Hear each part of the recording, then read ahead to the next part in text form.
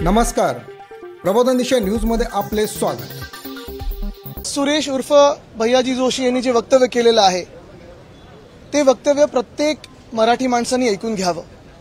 कारण एकंदर आपण भाजपची गेल्या काही वर्षांमध्ये भूमिका पाहिली तर महाराष्ट्राचा अपमान, महाराष्ट्राच्या महापुरुषांचा अपमान, मराठी भाषेचा अपमान हे सातत्याने करत आलेले आहेत। आत्ताच आम्ही ऐकत होतो खूप निवडणुकीच्या आधी वगैरे आणि लगेच नंतर अभिजात भाषेचा दर्जा आम्ही दिला असं फडणवीस साहेब आम्हाला सांगत होते। सगळीकडे त्यांनी सेलिब्रिटीना वगैरे ट्विट करायला लावलं, पण खरी परिस्थिती ही आहे आणि जे मी त्या दिवशी पण बोललो होतो की आपल्या राज्यामध्ये मराठी भाषा भवन जे मरीन ड्राईव्हला आपण करत होतो, आमच्या सरकारने करत होते, आम्ही महाविकास आघाडी म्हणून करत होतो, त्यांना ह्या सरकारने स्थगिती दिलेली आहे। मराठी नाट्यकला जी आहे त्याचं एक दालन म्युझियम आपण गिरगाव चौपाटी ते करत होतो, तिथे त्याला स्थगिती काय रद्द करून टाकलेलं आहे।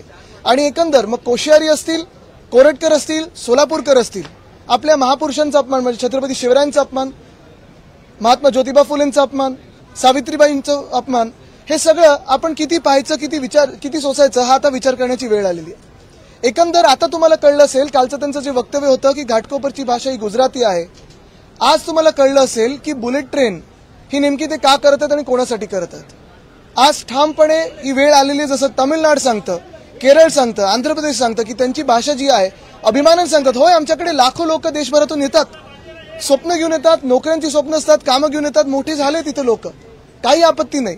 पण ह्या मुंबईची भाषा असेल, या महाराष्ट्राची भाषा असेल, ही मराठीच आहे ही सुरेश जोशी यांनी जाणून घ्यावं आणि ह्या वक्तव्यासाठी त्यांनी माफी मागायलाच पाहिजे। अन्यथा जसं अबू आझमीवर आम्ही कारवाई मागत आहोत, जशी कोरटकरवर मागत आहोत, सोलापूरकरवर मागत आहोत, तशी सुरेश जोशी यांच्यावर देखील म्हणजे भैयाजी जोशीवर देखील कारवाई ही झालीच पाहिजे। ह्याच्यावर आम्हाला महाराष्ट्राचे जे मुख्यमंत्री आहेत, जर ते खरोखर या मातीचे असतील, जर खरोखर महाराष्ट्राचे मुख्यमंत्री असतील आणि आपले हित बघत असतील, त्यांचं वक्तव्य काय, त्यांचं उत्तर काय ह्याची आम्हाला अपेक्षा आहे।